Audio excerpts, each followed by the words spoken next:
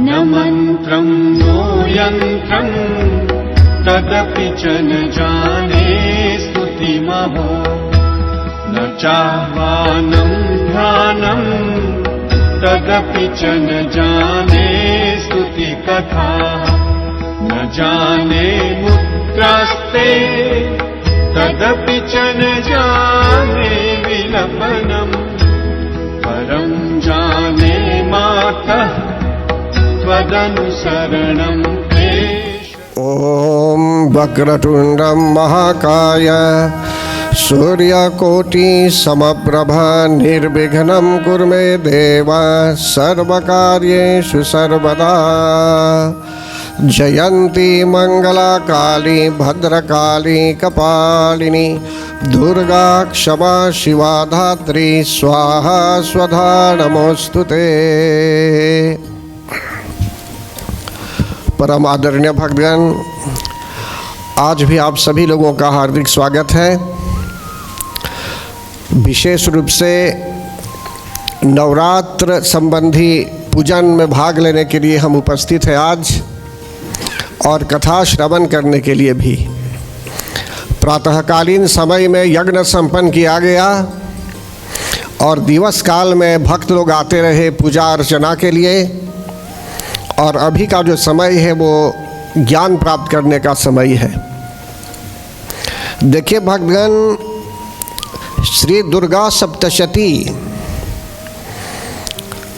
एक बहुत आवश्यक ग्रंथ है, ये बहुत ही उपयोगी ग्रंथ है। ये विस्तार पूर्वक बताया गया, पूर्व काल में बताया गया कि हर एक श्लोक जो है इसमें एक मंत्र है, और हर एक श्लोक से, प्रत्येक श्लोक से हवन भी किया जा सकता है, पूजन भी किया जा सकता है। लेकिन प्रत्येक श्लोक को समझना भी आवश्यक है, और श्लोकों से पहले कवच, अर्गला, कीलक का भी विधान होता है। मनुष्य को चाहिए कि वो कवच का पाठ करते हुए अपने आप को समर्पित करे जगत जननी जगदम्बा माता के समक्ष।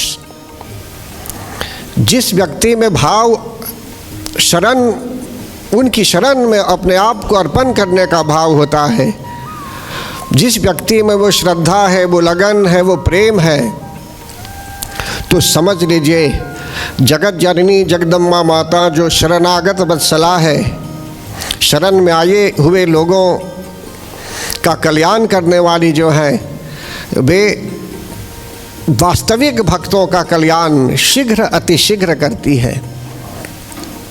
तो प्रथम अध्याय में मेधा ऋषि का चरित्र आता है भक्तगण।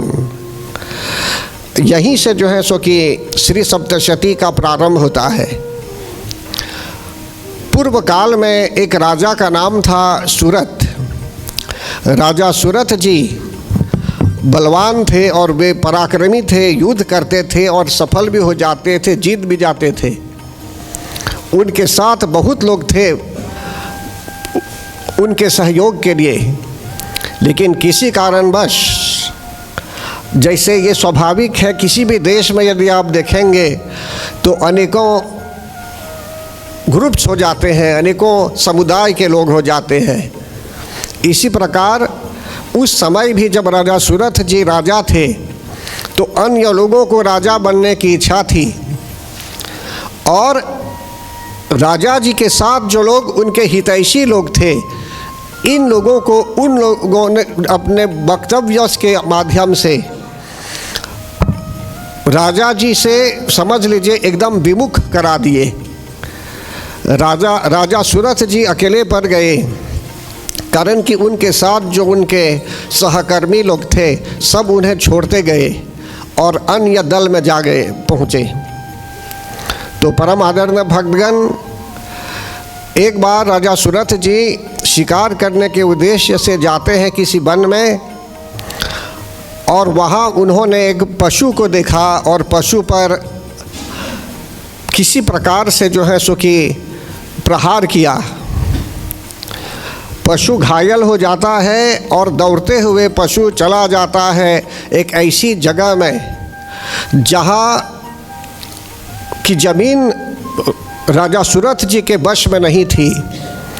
जो लोग ओपोनेंट के रूप में थे, जो लोग उनके शत्रु के रूप में थे उस समय, उन लोगों की ज़मीन में वह पशु दौड़ता हुआ जा गिरा।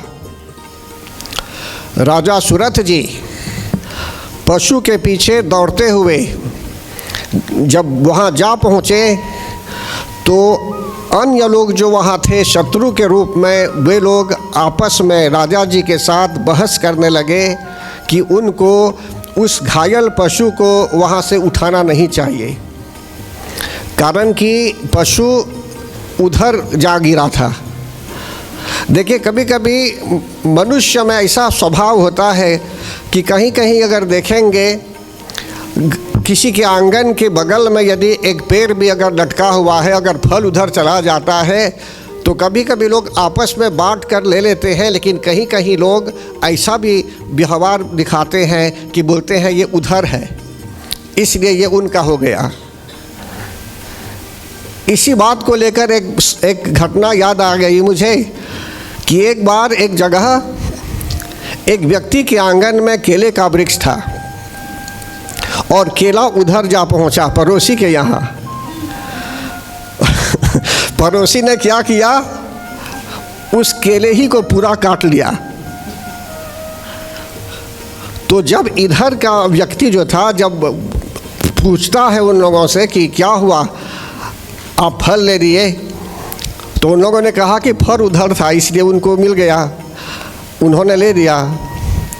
तब इन्होंने कहा कि अगर पेड़ ही नहीं होगा तो केला कहाँ से आएगा। तब उन्होंने क्या किया, उस केले के वृक्ष को काट कर उधर फेंक दिया कि अगर आपको केला चाहिए तो वृक्ष भी चाहिए, तो वृक्ष को भी ले लीजिए आप।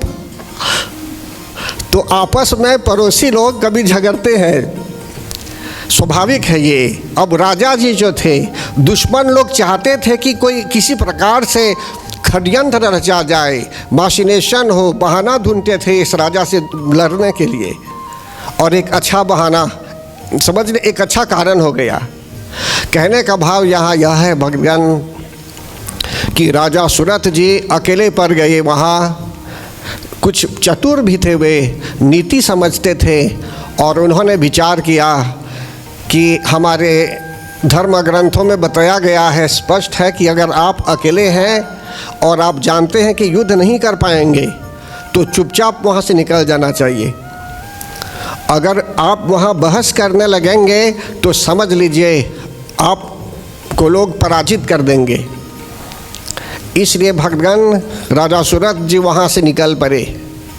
लेकिन फिर भी दुश्मन लोग जो थे, ये धर्मग्रंथ की बात है, ये दुश्मन लोग जो थे वहाँ राजा को वहीं नहीं छोड़ते हैं, यहाँ उनके महल तक लोगों को भेजते हैं। और जितने लोग राजा जी के साथ मतलब कि सहयोगी के रूप में थे, सभी लोगों को प्रभावित कर दिया गया शब्दों के माध्यम से कि राजा से कुछ नहीं होगा, हम लोग आपकी सुरक्षा करेंगे और जो कुछ आपको प्राप्त होता है राजा से उससे ज़्यादा हम लोग देंगे आपको। तो सब लोग छोड़ देते हैं उन्हें। राजा एकदम एकांत अवस्था में आ पहुँचे। उस समय भगवान राजा विचार करने लगे, राजा सुरथ जी विचार करने लगे कि अगर वहाँ ठहर जाएंगे और वे, तो उनकी हत्या भी कर दी जाएगी। अभी देखते हैं किसी किसी देश में क्या हो रहा है, अभी कैसे दंगा फसाद, कैसे लोग मार रहे हैं, एक दूसरे को जला भी रहे हैं। ये स्वाभाविक है, देख रहे हैं अभी समाचार के माध्यम से। तो ऐसे ही घटना घटने वाली थी वहाँ। राजा सुरथ जी ने विचार किया कि उस समय वन में जाने की प्रथा थी, रिनंशिएट लोग होते थे, वनप्रस्थी होते थे, फिर संन्यास भी ले लेते थे। तो राजा सुरथ जी ने विचार किया कि उनको वन में जाना होगा, कारण कि वन में रहने की व्यवस्था भी थी। वे जाते हैं एक आश्रम में जहाँ मेधा ऋषि गुरु जी के रूप में थे।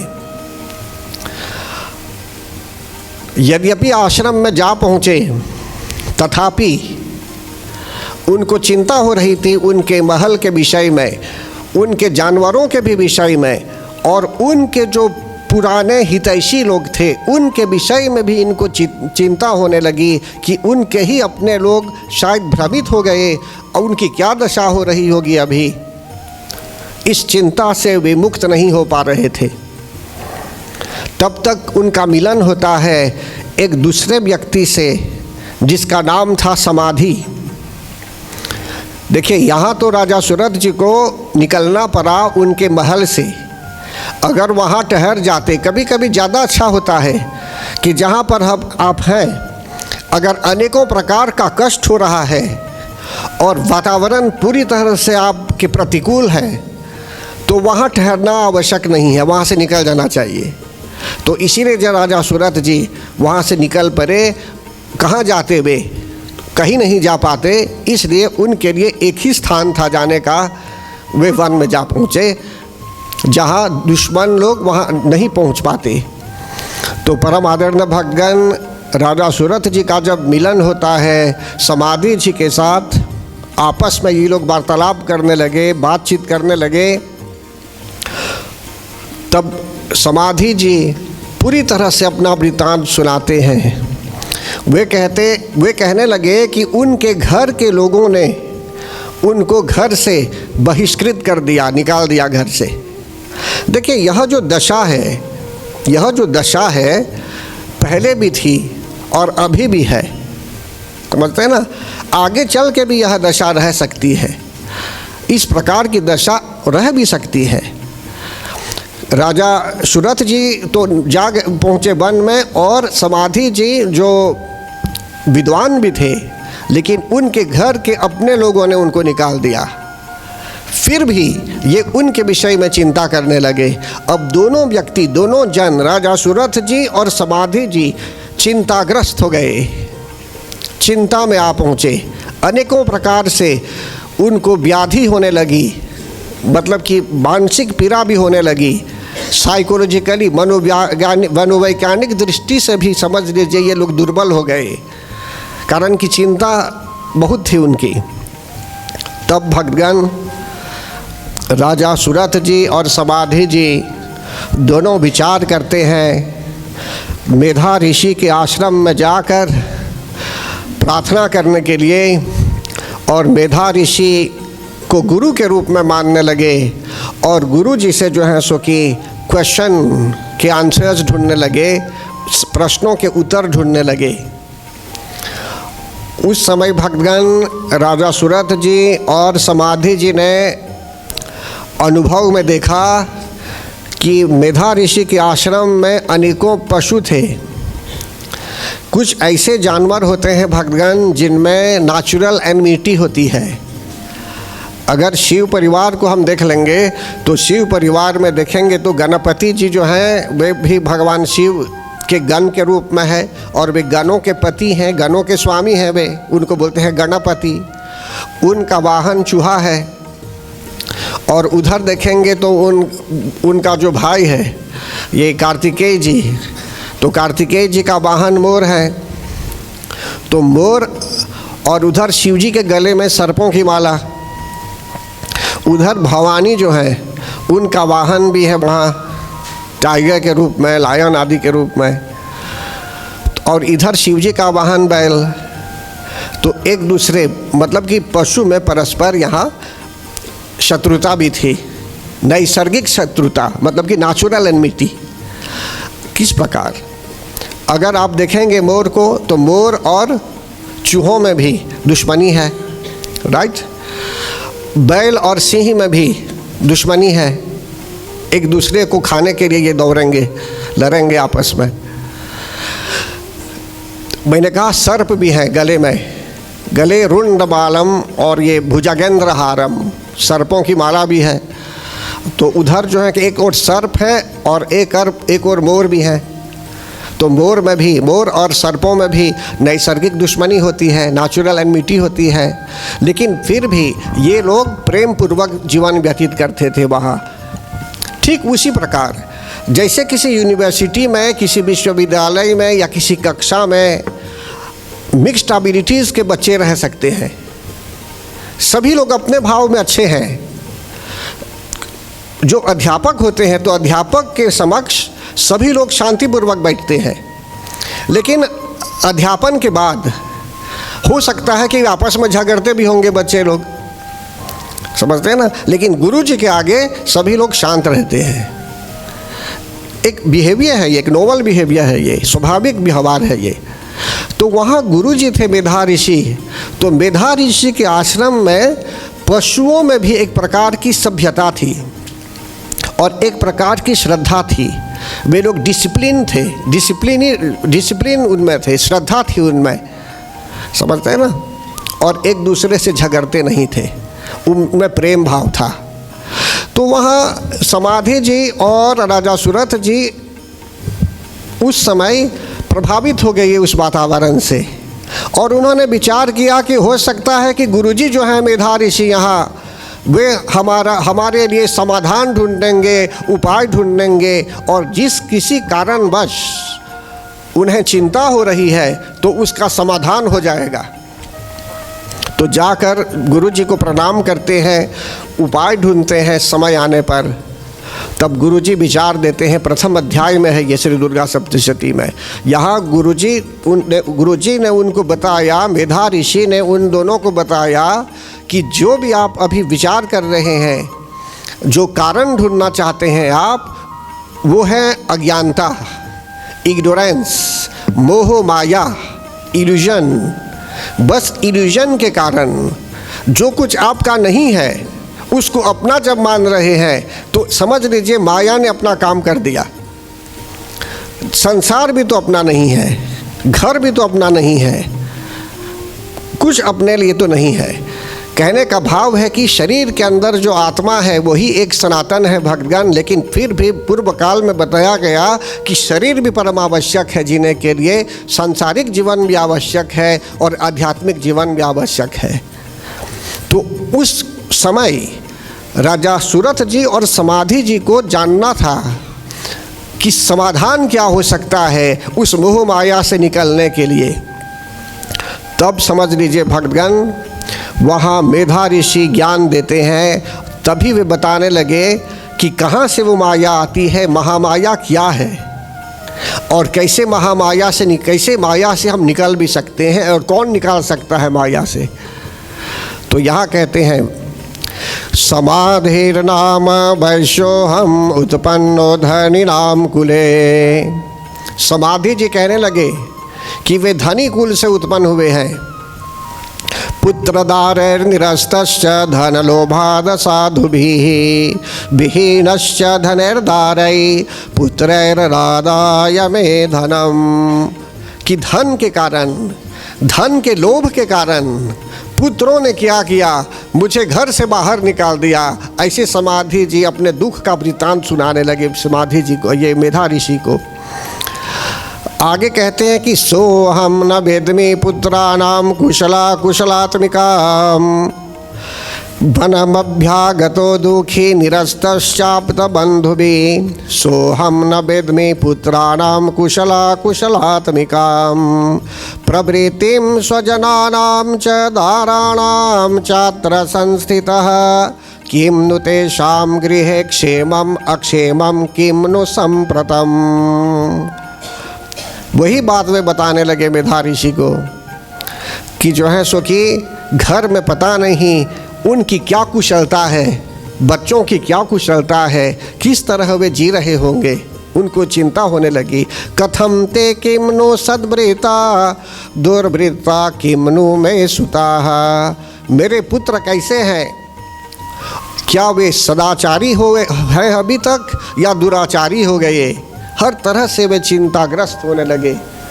तो उस समय भक्तगण राजा सुरथ जी को बताते हैं ये मेधा ऋषि। ऋषिर्वाच ज्ञानमस्ति समस्तस्य जनतरोर्विषयगोचरे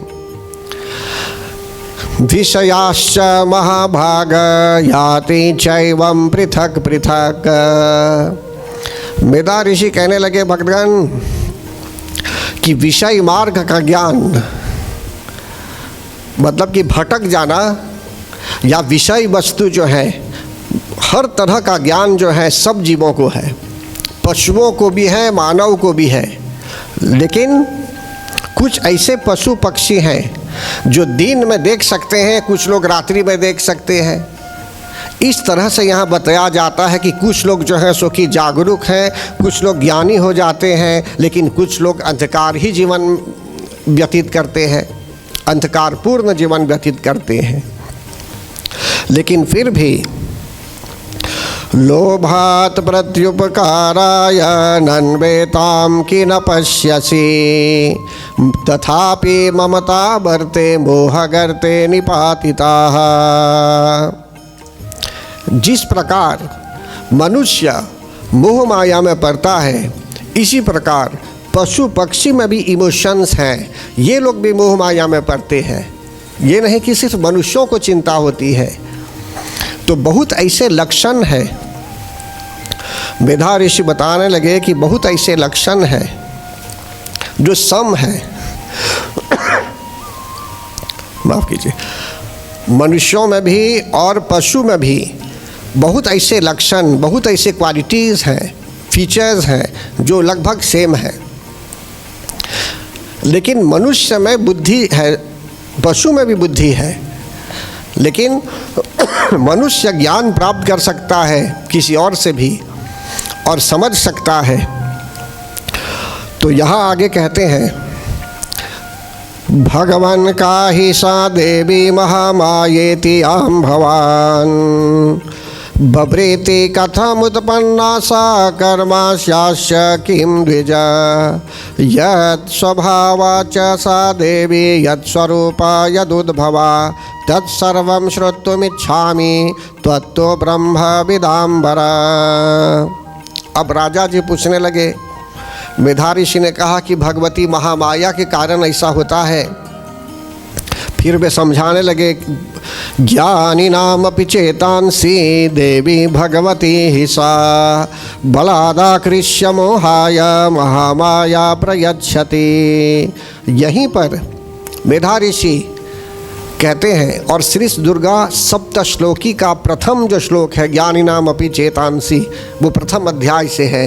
यहाँ मेधा ऋषि बताते हैं कि ज्ञानी लोग जो होते हैं, जो नॉलेजेबल लोग हैं, ये लोग भी माया में पड़ सकते हैं, और वो भी बलपूर्वक जगत जननी जगदम्बा माता का पूरा अधिकार है उन पर, और उनके मन को माया में भी डुबा सकती है और माया से फिर निकाल भी सकती है।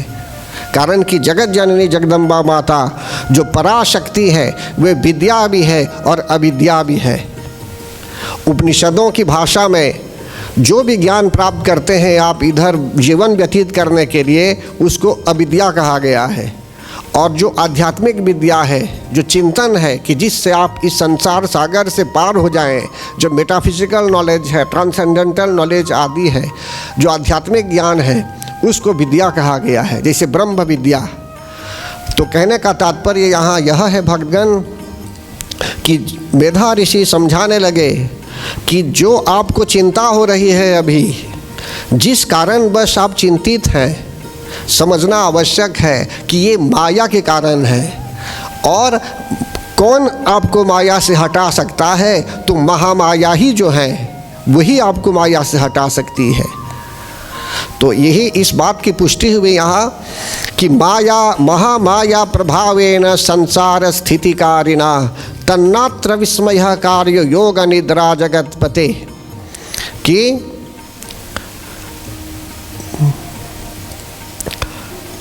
जो शरीर के अंदर आत्मा है, आत्मा का तो सही वास्तविक धर्म है बैक टू गॉड हेड जाना, आत्म साक्षात्कार होना, परमधाम जाना, यही तो फाइनल लक्ष्य होना चाहिए। लेकिन यहाँ क्या है कि मनुष्य महामाया के कारण इसी संसार में और जन्म चक्र के बंधन में पड़ जाता है, और संसार में आकर के भी जो भी मानव तन मिलता भी होगा हमें, सही उद्देश्य को न समझते हुए मनुष्य क्या करता है, ऐसे ही जीवन व्यतीत कर देता है और जीवन असफल भी हो जाता है। फिर आगे कहते हैं यहाँ ज्ञानिनामपि चेतांसी देवी भगवती ही सब बलादा कृष्ण मोहाय महामाया प्रयच्छति। तो जगत जननी जगदम्बा माता ही में वो क्षमता है कि वे माया को हटा दे आपके जीवन से, और उन्हीं में ये क्षमता है कि आपके परफॉर्मेंस के आधार पर, आप में जो प्रयास भाव है, समझते हैं ना, वही आप रिजल्ट के रूप में मतलब कि कुछ करती है हमारे लिए, देखती है कि आप किस तरह जीवन व्यतीत कर रहे हैं। आप में जो श्रद्धा है, जो लगन है, इसके आधार पर अगर वे संतुष्ट हैं आपसे तो माया से आपको वंचित भी कर सकती है, अन्यथा माया में ही ढकेल सकती है। फिर आगे यहाँ बता रहे हैं भक्तगण, मेधा ऋषि समझाने लगे जगत जननी जगदम्बा माता के विषय में। तब उसी समय वे बताने लगे कि एक समय मधु और कैटभ दो राक्षस हुए थे। मधु और कैटभ को वरदान प्राप्त था, ये लोग सिद्धि प्राप्त करना चाहते थे, और इन लोगों ने भगवान को प्रसन्न किया तपस्या से, और इनको सिद्धि की प्राप्ति भी हुई थी भक्तगण, कि इनका ये लोग कभी नहीं मरेंगे किसी के द्वारा, लेकिन मरेंगे जैसे वे मरना चाहेंगे। एक कंडीशन के आधार पर एक शर्त थी कि आपको कोई नहीं मार सकता, लेकिन आप मरेंगे यदि आप चाहेंगे, जैसे आप चाहेंगे मरने के लिए वैसे ही मरेंगे आप। तो यही इनके लिए शर्त थी उस समय। तो यहाँ क्या हुआ कि मधु और कैटभ ये दोनों प्रकट होते हैं। यहाँ मेधा ऋषि समझाने लगे कि एक बार ऐसी घटना घटी कि दो राक्षस हुए मधु और कैटभ, लेकिन भगवान विष्णु जब शयन कर रहे थे क्षीर सागर में, उस समय उनके कानों की मैल से दो राक्षस प्रकट हुए, मधु और कैटभ, जिन लोगों ने पूर्व काल में तपस्या की थी और इनको वरदान भी प्राप्त था, जैसे अभी बताया गया आपको। और ब्रह्मा जी भी प्रकट थे, किसी कमल के फूल पर ऊपर विराजित थे। उन्होंने इन दोनों राक्षसों को तेजी बलपूर्वक आते हुए देखा, और उन्होंने विचार किया कि ये दोनों राक्षस पूरे संसार का विध्वंस करने वाले थे। मधु और कैटभ, यद्यपि इनमें वरदान था, इनको वरदान प्राप्त था, लेकिन ये लोग संतुष्ट नहीं थे अपने जीवन में, सैटिस्फाइड नहीं थे। इसी को कहते हैं too much and too little. Madhu और कैटभ, एक में रजोगुण था तो एक में तमोगुण। यदि हम में सतोगुण और तमोगुण भी है, सात्विक गुण है, अच्छे गुण हैं, और राक्षसी गुण भी यदि हैं तो वो रजोगुण हो जाता है। तो मधु और कैटभ में कुछ तमोगुण भी थे और कुछ रजोगुण भी थे। ये लोग हड़पना चाहते थे, पूरे संसार को अपनाना चाहते थे और सभी का विध्वंस करना चाहते थे। ये ब्रह्मा जी तो त्रिकालदर्शी थे भक्तगण, उनको पता था भूत भविष्य वर्तमान सब, इसलिए उनको ऐसा आभास हुआ कि मधु और कैटभ को रोकना चाहिए। कारण कि तेज़ी के साथ ये लोग ऊपर धरती की ओर आ रहे थे, और भगवान विष्णु तो क्षीर सागर में थे और शयन कर रहे थे, निद्रा में थे, वे योग निद्रा से ग्रसित थे, आराम कर रहे थे वे। तो उस समय भगवान मेधा ऋषि फिर आगे बता रहे हैं, ज्ञान प्रदान करने के लिए कभी कभी जो गुरुजन होते हैं डायरेक्ट आपको आंसर नहीं देते हैं, वे आपको घुमा कर दे जाएंगे, उदाहरण के साथ समझाएंगे। तो मेधा ऋषि भी ऐसे ही कर रहे थे, इन दोनों को समझाने लगे कि मधु और कैटभ संतुष्ट नहीं थे, अब कैसे इनको रोका जाएगा।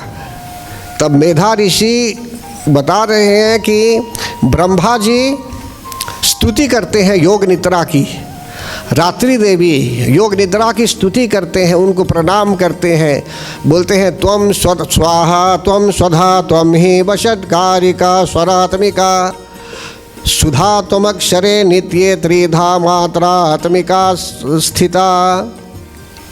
कि आप ही स्वाहा है और आप ही स्वधा है, आप ही संध्या है, आप ही सावित्री है, आप ही जगत जननी है, माफ कीजिए, आप ही सृष्टि की रचना करने वाली है, आप ही जो है संहार करने वाली है, आप ही पालन करने वाली है। हर तरह जो है सो कि प्रेज करने लगे ब्रह्मा जी, जगत जननी जगदम्बा माता को प्रेज करने लगे। उस समय भक्तगण ब्रह्मा जी ने विचार किया कि भगवान जो विष्णु के रूप में थे वहाँ उनको जगाना चाहिए, तो कैसे जगाएंगे उनको? तो उन्होंने विचार किया कि योग निद्रा से अगर निवेदन किया जाएगा कि आप निकल जाइए भगवान की आँखों से। बोलते हैं ना, या देवी सर्वभूतेषु निद्रा रूपेण संस्थिता नमस्तस्यै नमस्तस्यै नमस्तस्यै नमो नमः। तो निद्रा देवी जगत जननी जगदम्बा माता का ही एक स्वरूप है ये। हम सबको नींद चाहिए, हम सबको निद्रा चाहिए। माना जाए आप सो रहे हैं तो सोने के लिए थोड़ा समय चाहिए। मैं 10 मिनट अगर सो जाता हूँ तो समझ ले 1 दिन का सो लिया। समझते हैं ना? कहने का भाव यहाँ यह है, निद्रा आवश्यक है भक्तगण, वो निद्रा देवी है। लेकिन जो छात्र पढ़ाई करना है उसको, अगर वो बहुत सो जाएगा तो हमको सावधान होना चाहिए, तब हमको चिंता करनी होगी। क्यों? कारण कि हमको निद्रा देवी की शरण में जाना होगा कि उनके शरीर से, उनकी आँखों से कुछ समय के लिए अगर आप निकल जाएगी तो अच्छा होगा। कारण कि एक्सेसिवली वो सो रहा है। कभी कभी मनुष्य अपने अपने क्षेत्र में क्रियान्वित नहीं है, एक्टिव नहीं है, सो रहे हैं, जागते हुए सो रहे हैं, तो उनको एक्टिवेट करना चाहिए। तो जगत जननी जगदम्बा माता की शरण में यदि जाएंगे तो वे उन लोगों को एक्टिवेट कर देगी। मतलब कि जिस नींद में वे लोग थे उस नींद को हटा देती है वे, मतलब कि उनको जगा देती है, जागृत अवस्था में ये लोग आ जाते हैं। इसी प्रकार मधु और कैटभ जब अत्याचारी हो गए थे उस समय भक्तगण ब्रह्मा जी ने विचार किया कि मधु और कैटभ दोनों को वरदान प्राप्त है, ब्रह्मा जी तो नहीं मार पाएंगे उन्हें। उन्होंने विचार किया कि हो सकता है कि भगवान जो विष्णु के रूप में है ये युद्ध कर पाएंगे उन लोगों से। इसलिए योग निद्रा देवी से निवेदन करते हैं ब्रह्मा जी कि कृपया आप जो निद्रा के रूप में भी स्थित है भगवान की आँखों में, कृपया आप वहाँ से निकल जाइए कि जिससे जो है सो कि भगवान जाग जाएं। नहीं तो उनको जगाना भी उतना आसान नहीं था। तो परम आदरणीय भक्तगण भगवान जागते हैं वहाँ और फिर मधु और कैटभ से युद्ध करते हैं। बहुत वर्षों तक युद्ध हुआ, फिर भी इन दोनों को मार नहीं पाए। फिर बाद में ब्रह्मा जी ने विचार किया कि फिर से शक्ति की शरण में हमें आना है और शक्ति से निवेदन करना है, जगत जननी जगदम्बा माता से निवेदन करना है, महामाया से निवेदन करना है कि हे मातेश्वरी आप ही देखिए क्या उपाय हो सकता है, आप ही कुछ कीजिए। तो ब्रह्मा जी ने सर्वप्रथम उनके दिमाग अनुसार उपाय ढूंढा कि बस नींद के रूप में जो आप हैं बस वहाँ से अगर आप प्रस्थान कर देगी तो भगवान जाग जाएंगे। उनका ऐसा विचार था, लेकिन वह सॉल्यूशन ठीक नहीं था। फिर जब ब्रह्मा जी ने पुनः विचार किया कि जगत जननी जगदम्बा माता के आगे हमें पूरी तरह से सरेंडर हो जाना चाहिए, उन्हीं को विचार करने दीजिए कि हमारे लिए उपाय क्या हो सकता है, मधु और कैटभ का अंत कैसे होगा, उन्हीं को उपाय करने दीजिए। उस समय भक्तगण जब ब्रह्मा ने पुनः स्तुति की तब निद्रा देवी महामाया उपाय करती है। कौन सा उपाय लाती है?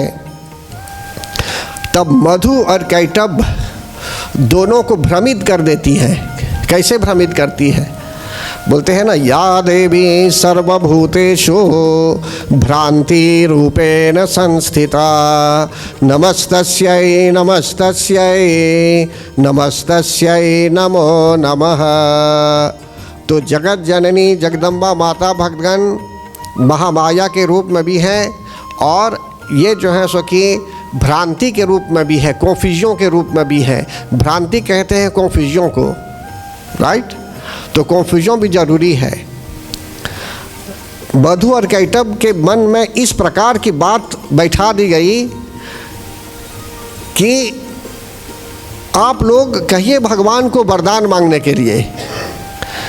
भगवान जो विष्णु के रूप में है, वे लोग तो भगवान तो युद्ध कर रहे हैं आपके साथ, कितने वर्षों तक युद्ध हुआ, लेकिन उन मधु और कैटभ के मन में इस प्रकार का भाव आया कि क्यों नहीं भगवान को कह दिया जाएगा वरदान मांगने के लिए।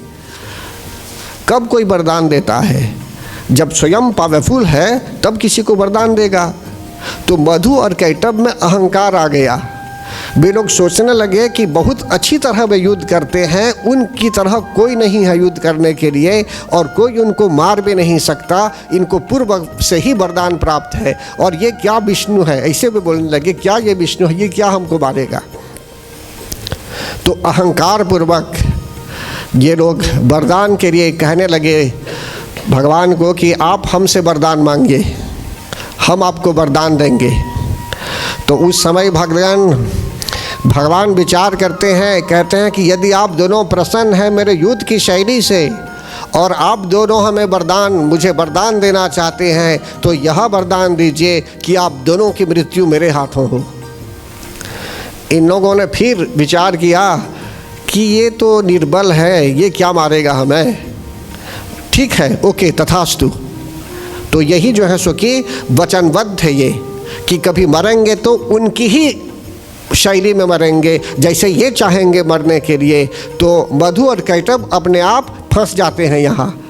जैसे ये लोग तथास्तु बोलते हैं तो कंडीशन जो जैसी थी शर्त, कंडीशनल भाव था।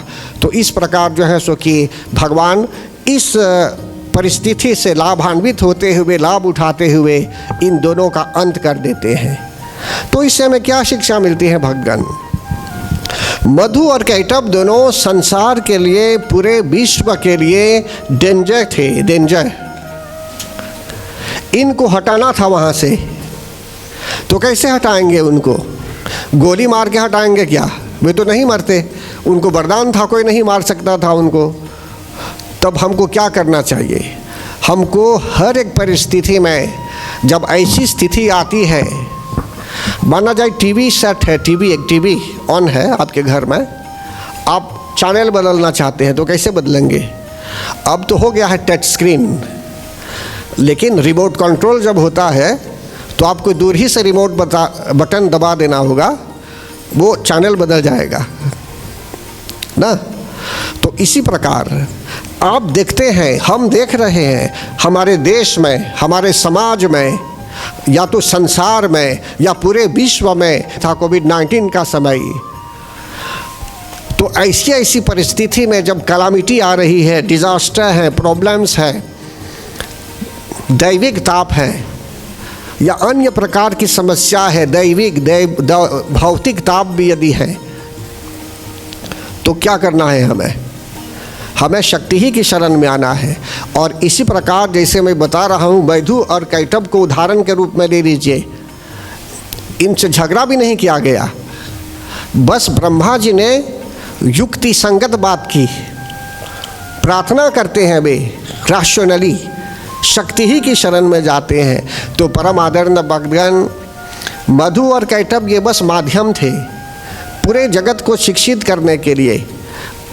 ब्रह्मा जी और महामाया भी माध्यम के रूप में यहाँ है, हमको शिक्षित करने के लिए कि हमारे जीवन में किसी प्रकार की समस्या यदि आ रही होगी तो हमको जगत जननी जगदम्बा माता के आगे अपने आप को समर्पित करना है। उनको विचार करने दीजिए, वे आपके लिए क्या विचार देगी, किस तरह की आयोजना वे करेगी, किस प्रकार की प्लानिंग वे करेगी, उनको करने दीजिए। तब तक जो है सो कि मंत्रों द्वारा हमको अपने आप को वहाँ रखना होगा, समर्पित करना होगा, जिसको बोलते हैं आत्मसमर्पण करना है। तो परम आदरणीय भक्तगण, मधु और कैटभ से हमें और एक शिक्षा मिलती है यहाँ। एक तो महामाया के विषय में बताया गया, पराशक्ति है, राइट। और यहाँ जो है सो कि बोलते हैं too much and too little. कभी मनुष्य में स्टेबिलिटी नहीं होती है। मान लीजिए आप मोटर ड्राइव कर रहे हैं, मोटर ड्राइव करते होंगे आप लोग, तो एक जगह है जहाँ स्टेबिलिटी चाहिए ना, या हर बार एक्सेलरेट करते जाएंगे। कुछ नहीं है आगे आपके, आप न्यू ट्रैक रोड पर है, एक जगह तो स्टेबिलिटी हो जाती है, चाहे 5th गियर में चले गए स्टेबिलिटी है। तो जीवन में भी स्टेबिलिटी चाहिए, समझते हैं ना, स्थिरता चाहिए जीवन में। तो यहाँ मधु और कैटभ से हमें यह शिक्षा मिलती है कि कभी कभी मनुष्य के जीवन में कुछ है जीने योग्य कुछ है हमारे आगे, लेकिन हम संतुष्ट नहीं हैं, अभी हमको संतुष्टि नहीं है, राइट। हम चाहते हैं कि हमारे यहाँ और कुछ हो। हाँ, आवश्यकता अनुसार चाहिए आपको, लेकिन कभी कभी सब कुछ होने के बावजूद भी हम और कुछ चाहते हैं, संतुष्ट नहीं है जीवन में, वो संतोष नहीं है अभी तक कि हम जी सकते हैं उससे। तो यही बात हुई, मधु और कैटभ के यहाँ सब कुछ होने के बावजूद भी वे पूरे विश्व को चाहते थे, सब कुछ लेना चाहते थे। तो इसलिए टू मच भी ठीक नहीं है, ज़्यादा भी ठीक नहीं है। तो स्टेबिलिटी कब होगी जीवन में? एक्सीलरेट करते जाएंगे हरदम क्या? एक जगह है जहाँ आपको अब स्टॉप होना चाहिए। आप संध्या कीजिए, प्रार्थना कीजिए, बंदन कीजिए, शक्ति की अर्चना कीजिए, कुछ स्टेबिलिटी चाहिए जीवन में। और टू लिटल का अर्थ क्या है यहाँ? जब मनुष्य के यहाँ कुछ नहीं है या एक ही मोटर है तो बोलेंगे और एक चाहिए, समझते हैं ना, डेफिनेटली चाहिए और एक। आप हर तरह से जो है सो कि विचार करेंगे, उदाहरण है ये बस है समझने के लिए, बोलेंगे 2 चाहिए अब या 3 चाहिए, या ये ठीक नहीं है बदलना चाहिए, अब अभी संतोष नहीं हुआ है आप में। हाँ, पुराना हो गया तो बदल देंगे, ठीक है, लेकिन अभी नया है, बोलेंगे नहीं और एक चाहिए, अब नए मॉडल वाला चाहिए अब। तो क्या है? Too little, too much and too little. कुछ बहुत कम है, एक ही है आपके यहाँ तो बोलेंगे और चाहिए, लेकिन जब और मिल जाएंगे तो बोलेंगे ना अच्छा होता एक ही होता, समझते हैं ना।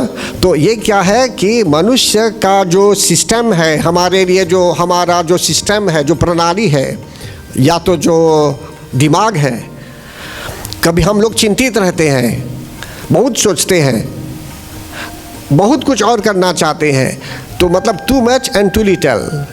तो मधु और कैटभ से हमें यहाँ शिक्षा मिली। जगत जननी जगदम्बा माता ने मधु और कैटभ का जब अंत किया तो इसका तात्पर्य यहाँ है, जो एक्सेसिव डिज़ायर्स हमारे अंदर है, एक्सेसिव, वे काट डालती है। जब हम शक्ति की शरण में आते हैं तो हमको स्टॉप करती है, पहले स्टेबल करती है, स्टेबिलिटी लाती है जीवन में, शांत करती है। जो एन इम्पोर्टेंट डिज़ायर्स है, जो नहीं चाहिए, आप समझ जाएंगे, इस उदाहरण को लेंगे तो बहुत तरह से समझ सकते हैं। मान लीजिए आपका एक घर है जीने के लिए, बोलेंगे नहीं अब दूसरा चाहिए। अब आपने देख लिया अखबार में, समाचार पत्र में एक दूसरी जगह है, तो बोलेंगे नहीं वहाँ वाला ज़्यादा अच्छा है, हमें अब वहाँ जाना चाहिए। तो क्या है कि अभी आप स्टेबिलिटी नहीं लाए हैं जीवन में, अभी और आगे और कुछ करना है आपको। तो इसलिए जो है सो कि कभी कभी मनुष्य जब नहीं समझ रहा है, डिज़ायर्स और आ रहे हैं, मनुष्य सोच रहा है कि वह डिज़ायर ठीक है, ज़रूरी है, आवश्यक है, समझते हैं ना। अब एक जगह मैं जानता हूँ, एक मित्र ने क्या किया, उसके यहाँ 3 फ्लोर्स हैं, बच्चों के लिए बना दिया। सोचा कि डिज़ायर्स है, बच्चों 2 बेटे हैं, दोनों डॉक्टर हैं, उन्होंने कहा कि दोनों के लिए बना दिया यहाँ घर, इन्वेस्टमेंट करके। अब क्या हुआ, बच्चे जब बड़े हुए, उनका विवाह भी डॉक्टर ही से हुआ। अब ये लोग बोलते हैं कि उस घर में नहीं रहेंगे, उनको दूसरी जगह रहना चाहिए। समझते हैं ना। तो वो इन्वेस्टमेंट चला गया इन वेन। तो कभी कभी बच्चों के लिए सोचेंगे, लेकिन बच्चों का प्लान अलग है। बोलिए प्रेम से जगत जननी जगदम्बा माता की जय। तो इसलिए यहाँ मनुष्य को समझने के लिए मेधा ऋषि ने ज्ञान दिया, और ख़ास करके समाधि जी को और ये राजा सूरत को वे शिक्षित करने लगे वहाँ कि किस कारणवश कभी जीवन में चिंता होती है व्यर्थ में। जब फॉल्स डिज़ायर्स होने लगते हैं हम में, तो चिंता और बढ़ने लगती है। तो इसीलिए प्रथम रात्रि में शैलपुत्री देवी की जब अर्चना की जाती है भक्तगण, तो शैलपुत्री देवी मूलाधार चक्र की, रूट चक्र की अधिष्ठात्री देवी है। तो शरीर के अंदर जो चक्र है अगर रूट चक्र बंद है तो मनुष्य में अनेकों प्रकार के डिजायर्स होंगे, अनेकों प्रकार के डिजायर्स, समझते हैं ना, अनइम्पोर्टेंट डिजायर्स बहुत होने लगेंगे। काम, क्रोध, लोभ, बहुत सी चीज़ें आने लगेगी। लेकिन वही जब एक्टिव हो जाता है चक्र, तो शैलपुत्री देवी को यदि प्रसन्न करेंगे प्रथम ही रात्रि में, तो समझ लीजिए सगन रात्रि के लिए हम तैयार हो जाएंगे। मन लगने लगेगा अब, कारण कि मन चंचल नहीं रहेगा अभी अब, ओके, शांति हो जाएगी। और भोजन का भी संयम जब हो जाता है नवरात्र के से पहले ही, तो मनुष्य के लिए ये कंट्रीब्यूट करता है, योगदान होता है कि उसका मन भी सात्विक हो, समझते हैं ना। नहीं तो मन थोड़ा चंचल हो जाता है। तो शक्ति की जब हम आराधना करेंगे पहली रात्रि में ही, तो समझ लीजिए मन चंचल नहीं रहता, उसमें भी स्टेबिलिटी चली आती है, वो चंचलता नहीं रहती है। नहीं तो मनुष्य सोच सकता है कि अभी पूजा के बाद हमको ऐसा करना है, ऐसा करना है, ऐसा करना है, जो नहीं भी करना चाहिए वो ऐसा कुछ कर देगा। लेकिन जब शक्ति की आराधना हम कर रहे हैं तो मन ही को ब्लॉक कर दिया जाता है। अब आजकल तो मोटर में भी ऐसे फॉर्मूलाज हैं, ऑटोमेटिक क्रूज कंट्रोल ऐसा आता है, आपको 80 से ज़्यादा नहीं जाना है तो बस डाल देंगे, वो 80 से आगे नहीं जाएगा।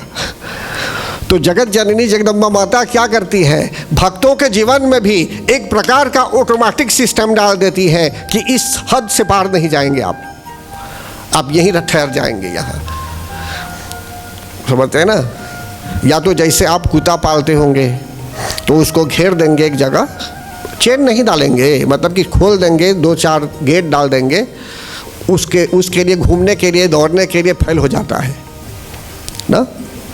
तो जगत जननी जगदम्बा माता क्या करती है, जब देखती है कि उस भक्त में अब डिटर्मिनेशन आ रहा है पूजा करने के लिए, वो संकल्प कर रहा है पूजा करने के लिए, उसमें वो लगन है, वो श्रद्धा है, तो बागे कर देती है कि वहाँ से और आगे नहीं जाएगा वो, समझते हैं ना। तो यहाँ मधु और कैटब से हमें जो शिक्षा मिल रही है, पहली बात जो मैं अभी बता रहा हूँ, भक्तगण, too much and too little, इसको समझना चाहिए कि बहुत कम भी जब है तो मनुष्य चिंता करता है, और बहुत ज़्यादा भी है तब भी चिंता करता है। इसलिए जो भी हमारे यहाँ है 9 फॉर्म्स ऑफ डिवोशन में एक भक्ति है ना, उसमें सिंप्लिसिटी, सरलता, और एक भक्ति उसमें है हरि नाम स्मरण करना, मंत्र जाप करना, वो भी तो एक भक्ति है, 1 फॉर्म ऑफ डिवोशन। और उसमें एक भक्ति ये भी है संतोष, संतोष होना, जो है आपके यहाँ जैसे भी है संतोष। उस व्यक्ति के यहाँ बहुत कुछ है, कोई बात नहीं, वो उसका है। आप जो कुछ है आपके यहाँ, उसी के माध्यम से आप अपना जीवन व्यतीत कर सकते हैं। आपको किसी को कॉपी भी करना नहीं चाहिए। करना चाहिए क्या, जिस पेस्ट में वो दौड़ेगा आप नहीं दौड़ पाएंगे, समझते हैं ना। मैं जब और बाल्यकाल में जब मैं फिजिकल एक्सरसाइज के लिए निकलता था पुलिस ऑफिसर्स के साथ, 1-2 नेबर थे पुलिस ऑफिसर, वे लोग दौड़ते थे। जब मैं थक जाता था, पहाड़ की ओर जाते थे, नदी के उस पार, जब मैं थक जाता था, नहीं दौड़ पाता था, अब वो स्प्रिंट कर रहा था दौड़ने के लिए, तो मैं तो उसके साथ नहीं दौड़ पाता।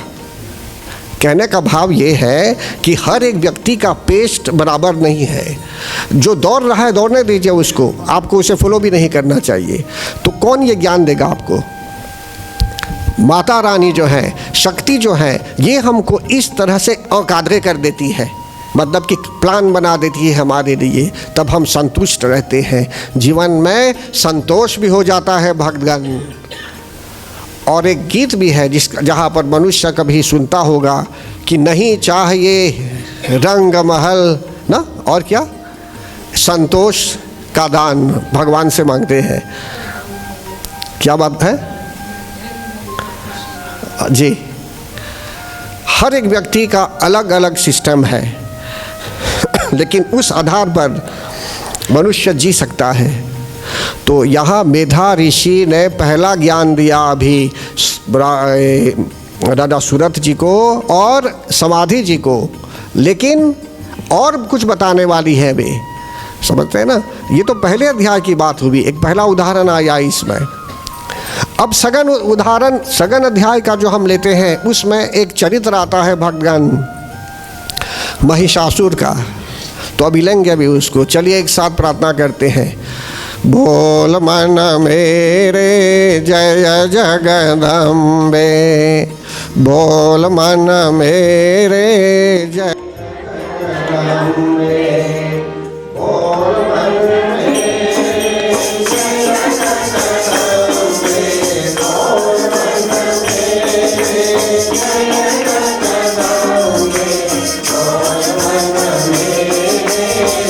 बोल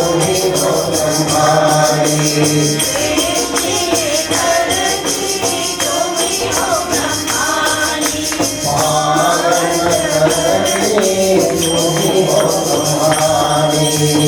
मेरे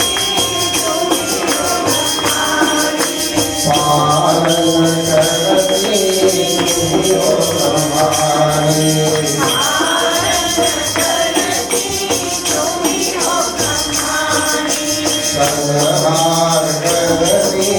जगदम्बे, बोल मन मेरे जय जगदम्बे, बोल मन मेरे जय जगदम्बे। प्रेम से जगत जननी जगदम्बा माता की जय। देखिए भक्तगण, नवरात्र में बहुत लोग व्रत रहते हैं, पूजा आदि करते हैं, लेकिन नवरात्र के अतिरिक्त भी भगवती माता की पूजा की जाती है। जो छात्र सीखना चाहता है, अपने विषय को समझना चाहता है, पढ़ना चाहता है, अध्ययन करना चाहता है, वो सिर्फ 15 दिनों की प्रतीक्षा में नहीं रहेगा पढ़ाई करने के लिए। वो वेट नहीं करेगा सिर्फ 15 डेज या 1 फोर्टनाइट देव पक्ष जैसे होता है दिसंबर की एक एग्ज़ाम की तैयारी के लिए, बल्कि वो हर सप्ताह पढ़ाई करेगा, हो सकेगा तो रोज़ पढ़ाई करेगा। तो इसी प्रकार यहाँ भी हर सप्ताह में भी प्रतिदिन तो पूजन किया जाता है, लेकिन साप्ताहिक यज्ञ भी संपन्न किया जाता है। बहुत भक्त लोग आते रहते हैं, यज्ञ में भाग लेते हैं, पूजन करते हैं, अर्चना करते हैं, और धीरे धीरे उनको जगत जननी जगदम्बा माता की कृपा दृष्टि भी प्राप्त होती है और उनका कल्याण भी होता है। तो इसीलिए मैं यही निवेदन करूँगा भक्तों से कि हम सबको थोड़ा जागरूक हो जाना चाहिए। थोड़ा समय निकाल कर हमको ध्यान केंद्रित करना होगा। यहाँ जो हम साप्ताहिक यज्ञ करते हैं, पूजन अर्चन आदि, कभी कभी आने का प्रयास कीजिए कि जिससे जो है सुखी हो सकता है कि आप की पुकार में सुन ले। फिर आगे यहाँ बताते हैं, समय का पाबंद है इसलिए मैं डायरेक्ट कथा की ओर जा रहा हूँ। अभी भजन करने का समय नहीं है, ये भी कथा वार्ता लेक्चर का समय है। ये भजन का समय हो गया, अभी बाद में भी हो सकता है, लेकिन कथा वार्ता से हमें ज्ञान भी मिलता है। देखिए भगवान, दूसरे अध्याय में बताया जाता है कि महिषासुर की सेना का वध होता है, और तीसरे अध्याय में महिषासुर का वध होता है। महिषासुर एक राक्षस था, असुर जो महिष जैसा था, बुफालो का रूप था उसका, महिषासुर बोलते थे उसको, समझते हैं ना। अत्याचारी हो गया था। जैसे परमात्मा ने कहा है कि यदा यदा ही धर्मस्य ग्लानिर्भवति भारत, अभ्युत्थान नाम धर्मस्य तदात्मानं सृजाम्यहम्। जब जब धर्म की ग्लानि होती है, पाप का घड़ा भरने लगता है। अब समझ लीजिए घड़ा भर गया पापों से। पानी जब भरते हैं कलश में, थोड़ा पानी है उसमें तो छलकता नहीं है वो, लेकिन जब पानी ऊपर तक चला आता है डबाडब, तब छलकने लगता है, चल नहीं पाएंगे, वो गिरने लगता है। इसी प्रकार पाप तो कलश में मरना जाए जैसे होता है, पाप का घड़ा थोड़ा ही है तो उतना प्रभाव नहीं पड़ता, लेकिन धरती पर जब पाप की वृद्धि हो जाती है तो परमात्मा को अवतरित होना पड़ता है। यदा यदा ही धर्मस्य ग्लानिर्भवति भारत, तो भगवान अवतरित होते हैं धर्म की रक्षा करने के लिए, धर्म के अभ्युदय के लिए, धर्म को अपलिफ्ट करने के लिए। Not to change the dharma, because the dharma is sanatan, it is eternal, the dharma can't be changed, just to reestablish it. जैसे वो था पहले वैसे ही उसको रीस्टैब्लिश करने के लिए। संस्थापनार्थाय संभवामि युगे युगे, परित्राणाय साधूनाम, जो अच्छे लोग बच जाते हैं उनकी रक्षा करने के लिए भी वे आते हैं। तो जब देखिए भगवान जब श्री राम के रूप में आए थे तो उनके आने से पहले यज्ञ करने का भी अधिकार नहीं था। जहाँ यज्ञ होता था, जहाँ वेद ध्वनि सुनाई जाती थी, तो वहाँ के पुरोहितों को भी मार दिया जाता था, वहाँ के भक्तों को भी मार दिया जाता था, कारण कि प्रभु के नाम को लेना वर्जित था। इस तरह अत्याचार करते थे उस समय रावण के काल में। ये रामायण के बालकांड में चेक कीजिए, सब है उसमें। लेकिन बाद में प्रभु अवतरित हुए। इसी प्रकार भगवान जब श्री कृष्ण के रूप में आए तब भी जो है सो कि वहाँ अत्याचार हो रहा था, कंस भी अत्याचार कर रहा था, अन्य लोग भी अत्याचारी थे। तो यदा यदा ही धर्मस्य ग्लानिर्भवति भारत, जब जब धर्म की हानि नहीं होती है, मतलब कि अधार्मिकता की वृद्धि होने लगती है और पृथ्वी भी डोल जाती है। जब पृथ्वी जो है बोझ सह सकती है लेकिन पाप नहीं सह सकती, इस प्रकार का पाप, समझते हैं ना। धीरे धीरे धरती पर ऐसा ही हो रहा है। अभी तो कलयुग का 1/4 सिर्फ अभी गया है, अभी 1/4 भाग अभी तो सब है उसमें। इसमें इतना कुछ हो रहा है अभी, तो आगे चलकर क्या हो सकता है। तो यही बता रहे हैं कि प्रभु राम के आने से पहले हत्या कर दी जाती थी, गुरुजनों की भी हत्या कर दी जाती थी, मंदिरों को तोड़ दिया जाता था। अभी भी तो लोग मंदिरों को तोड़ते हैं, समझते हैं ना। लक्षण तो आ रहे हैं अभी भी।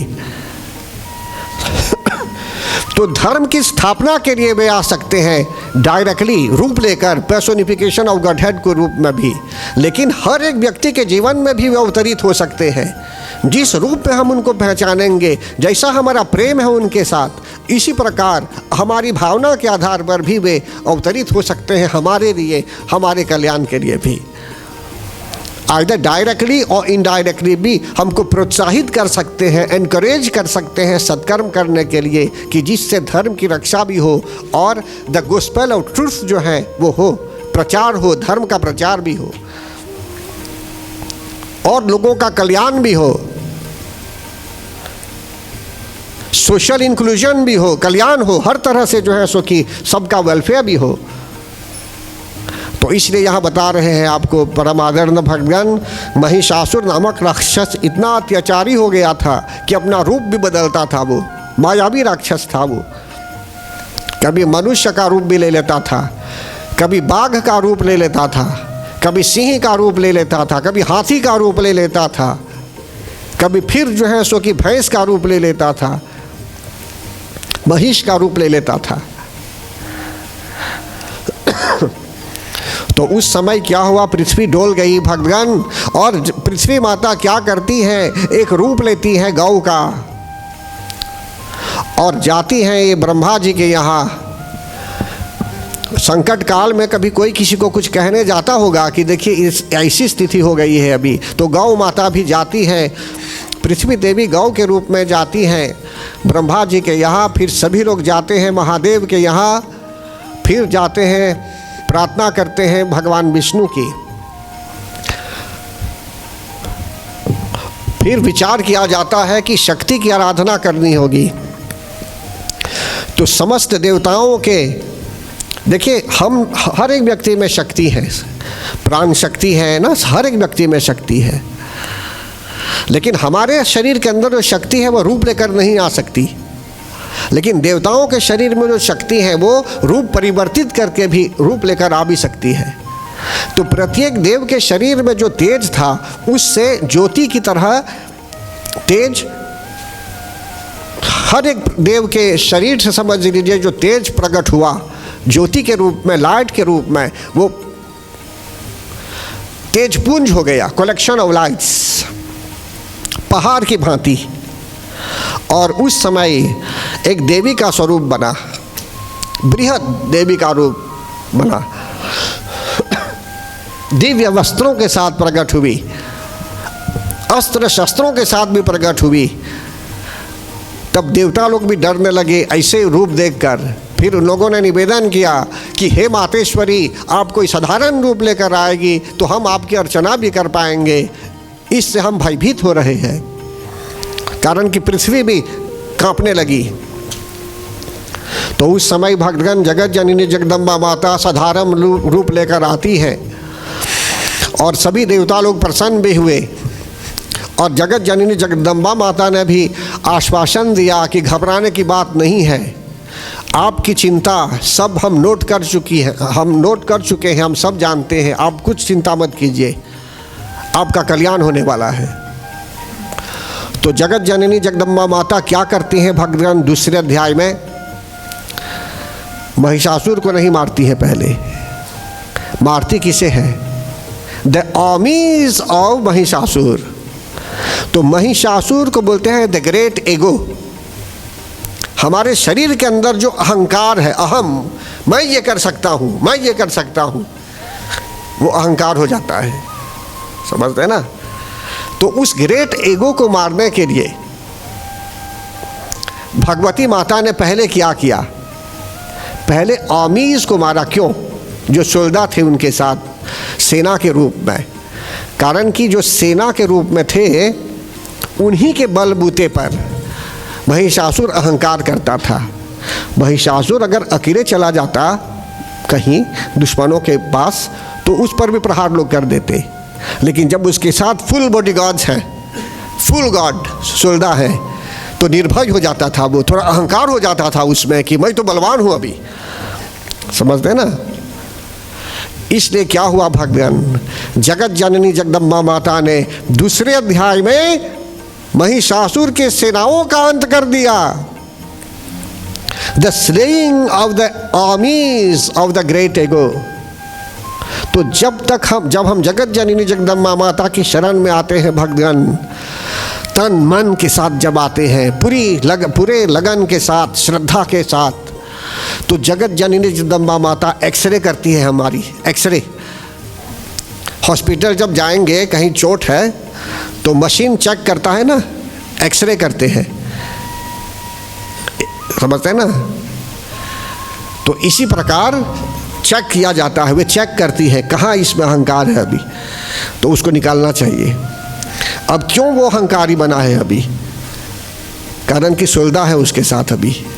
ऑन द मतलब किस ग्राउंड पर आप अहंकार कर रहे हैं? On the basis of which ground आप अहंकार बंद कर रहे हैं, तो उसको भी काट डालती है पहले।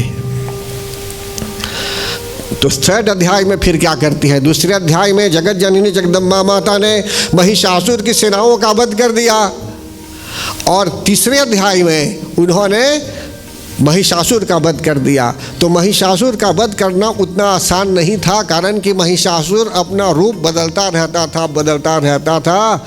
महिषासुर मायावी राक्षस था, इल्यूसिव पावर था उसके यहाँ। देखिए, इल्यूसिव पावर काम करता है। जब अमेरिका में देखते हैं वो गॉट टैलेंट, नहीं देखते हैं कितने लोग, ये एक शो आता है कि लोग कभी देखते देखते कोई घोड़ा बन जाता है, मनुष्य ऑन द स्पॉट, वहीं कोई जानवर बन गया। एक मायावी शक्ति है वो, समझते हैं ना? पता नहीं आप लोगों ने देखा है या नहीं, एक अच्छा प्रोग्राम आता है वो। तो इसी प्रकार अगर विचार करेंगे तो माया जो है ये इल्यूसिव पावर सर्वत्र है। महामाया, जगत जननी जगदम्बा माता तो माया से भी परे है, वो माया से भी ऊपर है, because she is the Mahamaya. माया में महामाया है, सब माया जो है उन्हीं से जनरेटेड है। तो जगत जननी जगदम्बा माता ने उस समय महिषासुर की माया को पहचान कर उसका वध कर दिया। यद्यपि महिषासुर रूप बदलता था, लेकिन फिर भी उसका अंत कर दिया गया। द ग्रेट ईगो को मार दिया गया। समझते हैं ना? हम लोग भी हो सकता है रूप बदलते रहते हैं। ये जरूरी नहीं है कि हमारे मध्य में, हमारी सभा में, हमारे देश में कोई आएगा बुफालू के रूप में, फिर जगत जननी जगदम्बा माता पहाड़ की तरह फिर आएगी। नहीं, हो सकता है कि हम सब भी छोटे मोटे महिषासुर की तरह आचरण करते होंगे। हो सकता है, नहीं बोलता हूँ श्योरली। अगर रूप बदल रहे होंगे, कभी क्रोध दिखा रहे होंगे, कभी गलत कुछ कर रहे होंगे, तो हो सकता है कि कुछ दुर्गुण हम में भी है। अगर जगत जननी जगदम्बा माता के आगे सिर पटकेंगे, उनको प्रणाम करेंगे, तो हो सकता है कि हमको हेल्प करेगी वे। और हम क्या बोलते हैं प्रार्थना में, पूजा प्रार्थना में हम क्या बोलते हैं? बोलते हैं विषय विकार मिटाओ, पाप हरो देवा, स्वामी पाप हरो देवा, श्रद्धा भक्ति बढ़ाओ, श्रद्धा भक्ति बढ़ाओ, संतन की सेवा। ओम जय जगदीश हरे। तो हमने क्या कहा इसमें? विषय विकार, जो भी विकार है हमारे अंदर, अब पता नहीं भगवान से झूठ बोलते होंगे या तो नहीं समझ रहे हैं क्या बोल रहे हैं। बोलते हैं विषय विकार मिटाओ, लेकिन जब गहराई में जाएंगे इसको समझने के लिए, तो हमने तो भगवान को कह दिया कि हे प्रभु, हे भगवान, हमारे अंदर जितने भी विकार हैं, जितने भी दुर्गुण हैं, जितने भी विषय हैं, इनको हमसे दूर कीजिए, मिटाओ। नहीं बोलते हैं विषय विकार बढ़ाओ, बोलते हैं क्या? मिटाओ, दूर कीजिए। तो इसी प्रकार भक्तगण, जगत जननी जगदम्बा माता क्या करती है? जब सही रूप में हम उनकी शरण में आना चाहेंगे और आते हैं, कभी कभी समय लग जाता है, कभी 1 ईयर 2 ईयर्स, कभी 10 ईयर्स, कभी बहुत वर्ष लग जाएंगे जगत जननी जगदम्बा माता की शरण में आगे बढ़ने के लिए। फिर पीछे हो जाएंगे, फिर रिक्यूले हो जाएंगे, फिर स्टार्ट करेंगे। जब फर्मली पकड़ लेंगे उनके चरण को, फर्मली, दृढ़ता के साथ, तब वे आपको छोड़ने वाली नहीं है। तब पकड़ लेगी, आपको छोड़ने वाली नहीं है वे। समझते हैं ना? अगर आपको साफ करना है तो डुबा डुबा कर आपको साफ करेगी, झपला झपला कर। जैसे कपड़ों को साफ करते हैं ना, जब दाग लग जाती है उसमें कहीं, तो झपला झपला कर या कुछ सॉल्यूशन लगा कर उसको सुखा देते हैं। इसी प्रकार जो है सो कि जगत जननी जगदम्बा माता हमको साबुने करती है, तब हमको साफ करती है वे। समझते हैं ना? तो इसलिए कहा गया है कि हम यदि चाहते हैं जगत जननी जगदम्बा माता सहायता करें हमें, और उनकी शरण में हम हैं दृढ़ता के साथ, तो कभी कभी कुछ सही करती हैं वे कि जिससे हम समझ जाएं, एक करेक्शन भी हो जाए जीवन में। और फिर हमको उनकी शरण में तो ही रहना है। यहाँ तक कि मरण काल में भी कहा गया है, जो व्यक्ति हरिनाम स्मरण कर लेता है, हरिनाम स्मरणम, एक्सीडेंटली भी यदि हम प्रभु का नाम ले लेंगे eight the time of death, तो ऑटोमेटिक प्रमोशन है उसमें, ऑटोमेटिकली। चाहे भगवान को आप भगवान नहीं मान रहे हैं, अग्नि को आप टच कर रहे हैं, बाई एक्सीडेंट भी यदि टच कर देंगे अग्नि को, तो हाथ तो जलता ही है। तो प्रभु का नाम चाहे उनको शत्रु के रूप में भी लेंगे, जैसे रावण थे, प्रभु का नाम लेकर मर रहे हैं, तो वो उसके लिए वरदान हमें है कि मोक्ष मिल जाएगा। लेकिन how are we going to remember the name of God at the time of death? जीवन भर हमने भगवती माता की निंदा की, बोलते हैं ये देवी है, ये she is goddess, she is goddess, only Krishna is good. भी कुछ लोग ऐसे बोल सकते हैं, कारण कि उनको शक्ति की महिमा का ज्ञान नहीं है, श्री दुर्गा सप्तशती की महिमा का ज्ञान नहीं है कि राधा रानी जो है वो भी तो शक्ति ही है।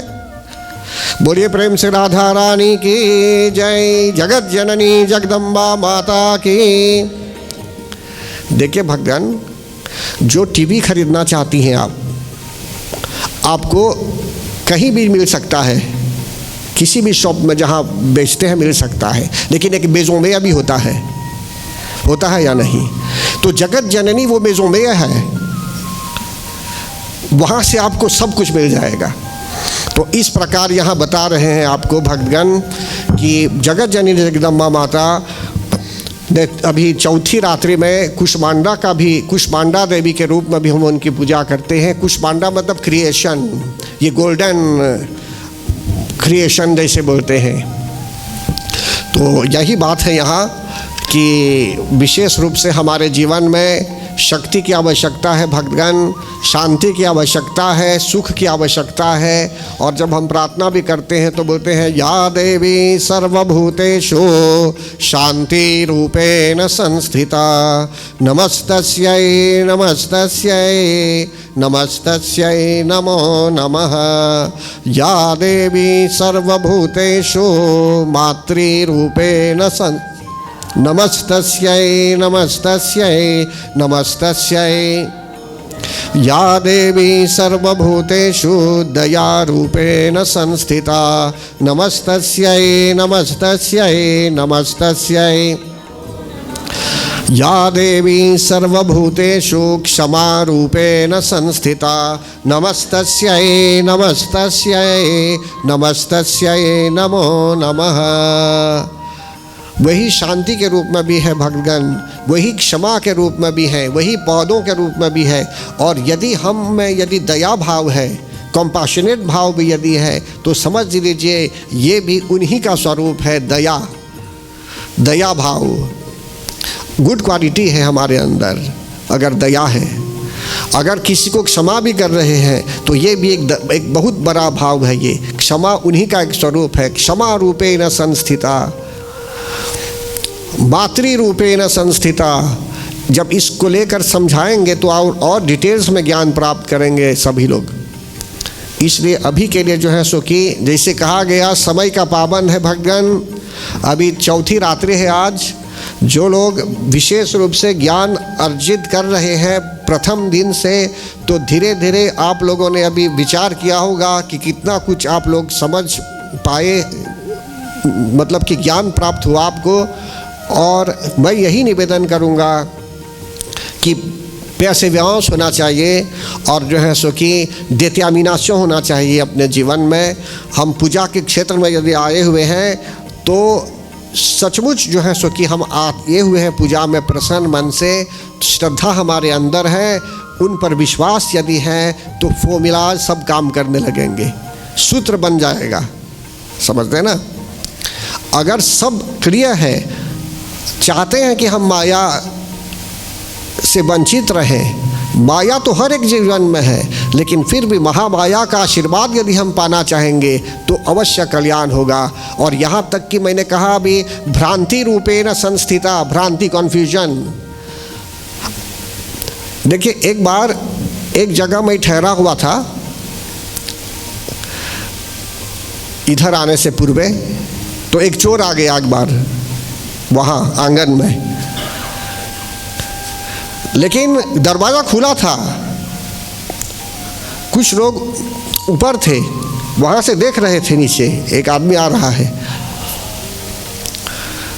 लेकिन जगत जननी जगदम्बा माता ने ऐसी कृपा की, यद्यपि दरवाज़ा खुला था घर का, वो वहीं से लौट के भाग गया। उसको डर लग गया, निकल कर भाग गया।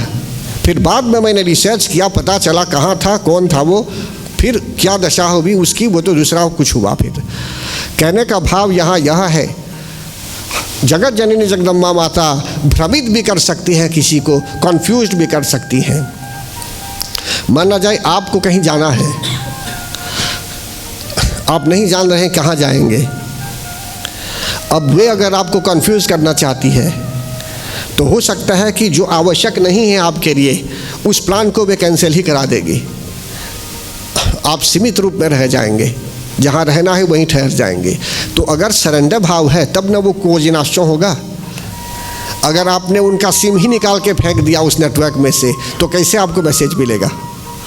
मतलब कि जो विश्वास उन पर है, जो श्रद्धा है, जो ट्रस्ट है उनके ऊपर, तो वो काम करेगा। वो आपको वो सिग्नल मिल जाएगा डायरेक्टली कपार पे कि हमको यहीं रहना है, आज उधर नहीं जाना है। समझ रहे हैं ना? तो इस प्रकार से ये भाव होता है, एक प्रकार का संबंध भी होता है। तो परम आदरणीय भगवान, हम सभी लोग जो हैं सो कि यहाँ आए हुए हैं। कल प्रातःकालीन समय में भी यज्ञ संपन्न किया जाएगा। मैं सभी भक्तों से निवेदन करूंगा, जो लोग आ पाएंगे, आसपास में भी है तो आ सकते हैं। 6 बजे प्रातःकालीन समय में लगभग 7 बजे तक यज्ञ होगा, लेकिन 6 से पहले यहाँ माता बहनें जो हैं उपस्थित रहती हैं पूजा अर्चना आदि के लिए। और सीडी में भी प्रार्थना लोग सुनते हैं, मेरे वॉइस में जो ऑलरेडी सप्तशती पाठ का है ये लोग सुनते रहते हैं। और सभी भक्त लोग अपने अपने घर में भी प्रार्थना करते रहते हैं सीडी के माध्यम से, और मेरा जो वॉइस उसमें है ऑलरेडी, उसके माध्यम से वे सुनते रहते हैं 3:30-4 बजे से। फिर यहाँ 6 बजे हवन आरंभ कर देते हैं। तो इसलिए सभी लोग जो हैं सो कि आ सकते हैं हवन में, पूजन में। लेकिन 2 तारीख को विजयादशमी के लिए मैं सभी लोगों से निवेदन करूंगा कि उस अवसर को हाथ से आप जाने मत दीजिए। उस दिन अवश्य आना होगा। कोशिश कीजिए, अगर काम में है, कहीं व्यस्त हैं, तो छुट्टी ले लीजिए, फिर आइए। उसमें महाप्रसाद, महामाया का प्रसाद मिलेगा आपको। भोजन खाने के लिए वो दूसरी बात है, महामाया का प्रसाद का अर्थ है उसका, उनका आशीर्वाद हमको प्राप्त होगा। ये महाप्रसाद उनका महा आशीर्वाद है। प्रसाद आशीर्वाद को भी बोलते हैं, ठीक। तो यदि हम लोगों ने किसी प्रकार से भूल की भी होगी तो चलिए हम एक साथ क्षमा मांगते हैं उनसे।